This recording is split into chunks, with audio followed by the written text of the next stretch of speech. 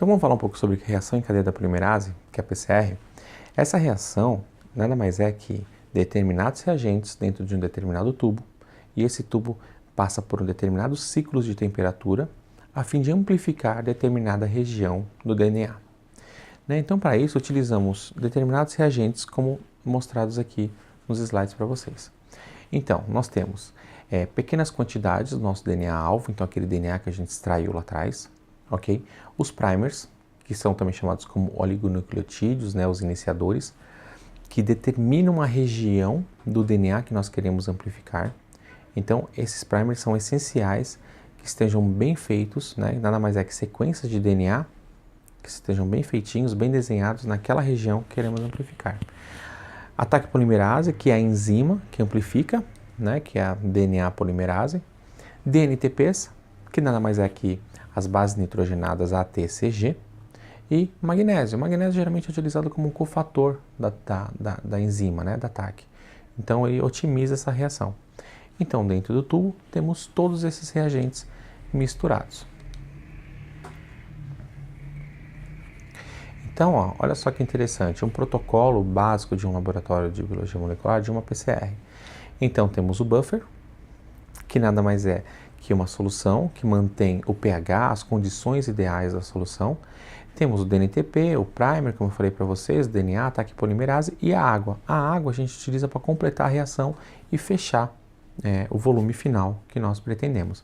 Então, aqui como vemos na primeira coluna, temos uma reação de 25 microlitros, na segunda de 50 microlitros e ali a concentração final de cada reagente. Note que se fizermos 25 microlitros ou 50 microlitros, tanto faz. Se vamos utilizar somente 10, 15 microlitros, sei lá, seja para sequenciar, seja para correr um gel de agarose, não precisamos fazer 50 microlitros, podemos fazer 25, ok? Então, tudo vai da quantidade que você vai colocar de cada reagente. Então, uma coisa importante de lembrar é, olha só, o buffer, geralmente ele vem 5, 10 vezes. O que significa 5, 10 vezes? Significa que eu tenho que diluir esse buffer a ponto dele ficar uma vez. Então, todo buffer tem que ficar uma vez concentrado. Então, se eu vou fazer uma reação de 25 microlitros, eu coloco 10 vezes menos, coloco 2,5 microlitros. Ok? DNTP, por exemplo, que dá 10 milimolar, colocamos 0,5 microlitros. Então, estou diluindo ele 25, 50 vezes, ok? Diluindo 10 milimolar 50 vezes, fazendo uma concentração final de 200 micromolar. Os primers, utilizamos aí, por exemplo, numa reação de 25 microlitros, meio microlitro, de um primer 10 micromolar. Ok? Então, fazendo essa receitinha, nós temos o que vimos aqui nesse tubo, que são todos os reagentes nas concentrações ideais da PCR. Depois disso, levamos essa PCR ao termociclador. O termociclador nada mais é que um equipamento que ele recebe os tubinhos de 0,2 microlitros e, ao receber esses tubos, ele faz a ciclagem de uma temperatura. Ou seja, ele eleva a temperatura e baixa a temperatura, a ponto de amplificar essa região que os primers indicaram. Então, a elevação da temperatura, ela ocorre até 95 graus Celsius nesse termociclador. Nesse momento de 95 graus Celsius, as fitas de DNA se separam. Após elas se separarem, nós abaixamos a temperatura para em torno de 52 até 65 graus Celsius.